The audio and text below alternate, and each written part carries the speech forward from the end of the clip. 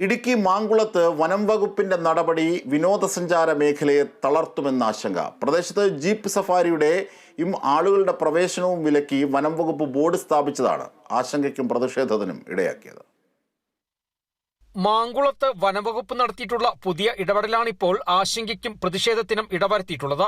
മാങ്കുളത്തേക്കെത്തുന്ന വിനോദസഞ്ചാരികളുടെ ഇഷ്ടവിനോദങ്ങളിലൊന്നാണ് jeep safari. വെള്ളച്ചാട്ടങ്ങളും ആനക്കുളത്ത് കാട്ടാനകളെയൊക്കെ കാണുന്നതിനൊപ്പം കാനന ഭംഗി ആസ്വദിക്കാനും ജീപ്പ് സഫാരിയിലൂടെ സാധിക്കും. ഈ പ്രദേശത്താണ് ജീപ്പ് സഫാരിയും ആളുകളുടെ പ്രവേശനവും വിലക്കി വനംവകുപ്പ് ബോർഡ് സ്ഥാപിച്ചിട്ടുള്ളത്. ഇതാണിപ്പോൾ പ്രതിഷേധത്തിനും ആശങ്കയ്ക്കും വഴിയൊരുക്കിയിട്ടുള്ളത്. പ്രദേശം സുരക്ഷിത വനമേഖലയാണെന്നും അനുവാദമില്ലാതെ പ്രവേശിക്കുന്നത് ശിക്ഷാർഹമാണെന്നും സൂചിപ്പിച്ചാണ് വനംവകുപ്പിന്റെ ബോർഡ്. വനംവകുപ്പിന്റെ ഈ നടപടി മാങ്കുളത്തിന്റെ വിനോദസഞ്ചാര മേഖലയ്ക്ക് തുരങ്കം വയ്ക്കുന്നതാണെന്നാണ് ആക്ഷേപം. ഇത്തരം നടപടികളിൽ നിന്ന് വനംവകുപ്പ് പിന്മാറണമെന്നും ആവശ്യമായിരുന്നു.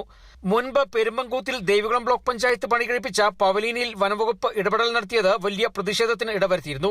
ഇതിനുശേഷമാണിപ്പോൾ വനംവകുപ്പിന്റെ മറ്റൊരു ഇടപെടൽ കൂടി ഉണ്ടായിട്ടുള്ളത്. Kerala vision news, Idukki.